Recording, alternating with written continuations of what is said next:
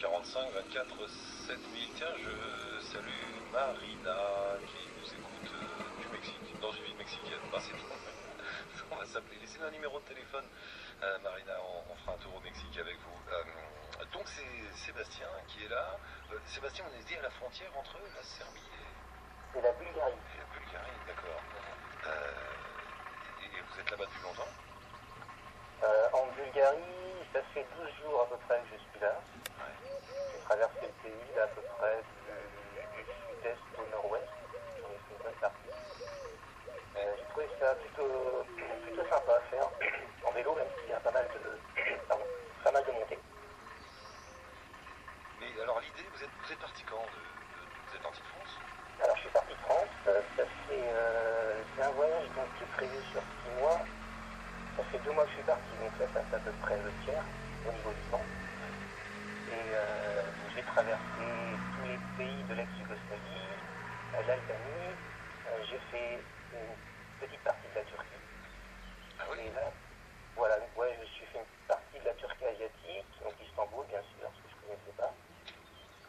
Et donc je remonte par la Bulgarie pour rejoindre ensuite les pays nordiques, donc via la Serbie, la Hongrie, la Pologne et les pays baltes. Waouh, belle balade, hein? Belle promenade, là j'en suis à un peu plus de 5500 km déjà, donc ça c'est du chiffrage.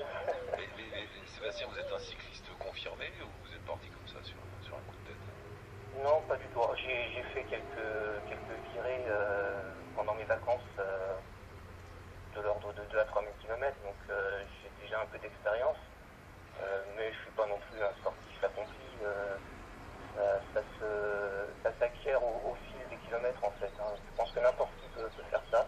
Il faut juste prendre le temps, puis un petit peu de détermination aussi, mais voilà, c'est à la portée de beaucoup de monde. De toute façon, c'est pas une compétition sportive, chacun a son rythme, et puis voilà. Voilà, exactement. Le but aussi, c'est un peu de découvrir, aller à la rencontre des gens. C'est un peu aussi pour ça que je vous appelle. C'est égal à la mer, on va dire. C'est vrai que je rencontre des gens sur la route, mais je suis un peu hors des sentiers battus, et c'est assez difficile de communiquer avec des gens qui ne parlent pas votre langue. Et moi, je ne parle pas la langue non plus. Donc il y a pas mal d'échanges qui pourraient se faire, mais malheureusement la langue est pour moi une barrière. Donc s'il y a des gens qui se trouvent sur mon parcours et puis qui sont prêts à me parler un peu de leur quotidien, ben ça m'intéresserait de les rencontrer. Voilà. Sur mon parcours. Donc si vous êtes quelque part en Europe et que vous parlez français. Voilà, le parcours. Vers le nord. Oui, c'est vers le nord maintenant. C'est au sud, c'est plus la peine, mais voilà, oui, si il y a des gens qui jettent un petit coup d'œil sur mon blog, n'hésitez pas à m'envoyer un petit mail si vous voyez que je ne passe pas très loin de chez vous. Ouais, on a mis un lien avec votre blog si les auditeurs sont intéressés. Mais d'ailleurs, sur le blog, vous dites un truc marrant, j'ai été voir, vous écrivez un voyage. Je fais un voyage pour découvrir ce qui fait l'unité ou la désunion d'un continent au contour mal défini. C'est fort ça. Vous avez peut-être oublié que vous avez écrit ça. Si, parce que c'est dans l'entête du blog où effectivement, quand j'ai tracé le parcours, je ne savais pas trop jusqu'où aller effectivement. Oui, c'est vrai. On dit souvent la Turquie, est-ce qu'elle est dans l'Europe, est-ce qu'elle n'est pas dans l'Europe. J'ai fait un parcours en Turquie asiatique et en Turquie d'Europe, on va dire. Et puis effectivement, quels sont les contours après, est-ce que ça va jusqu'à Moscou, c'est difficile de géographiquement définir les limites de l'Europe, et puis aussi culturellement, je pense, parce que j'ai quand même le sentiment que tous les gens ne voient pas la vie de la même façon, en fait. Peut-être chacun des cultures qui peuvent un peu heurter les uns et les autres. L'Europe est-elle un concept politique ou une réalité géographique? Vous avez 3 heures. Je ramasse les copies. C'est plus un concept économique, en fait. En ce moment, oui, très économique. Voilà, ouais, Ils nous ont oublié un peu. Mais vous voyez justement une Europe très humaine. Pardon? Vous la voyez de façon très humaine, justement, cette Europe, non? Oui. Mais justement, c'est ce que je disais au début, la barrière de la langue empêche un peu de s'approfondir ce que pensent les gens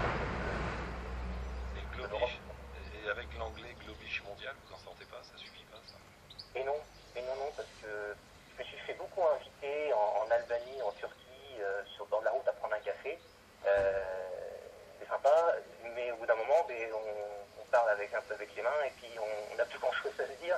Et l'anglais, non, effectivement, dans ces régions-là, mais pas du tout parlé. Même par les jeunes, j'étais assez surpris, effectivement, de voir à quel point je pensais que les jeunes parlaient davantage d'anglais, mais non.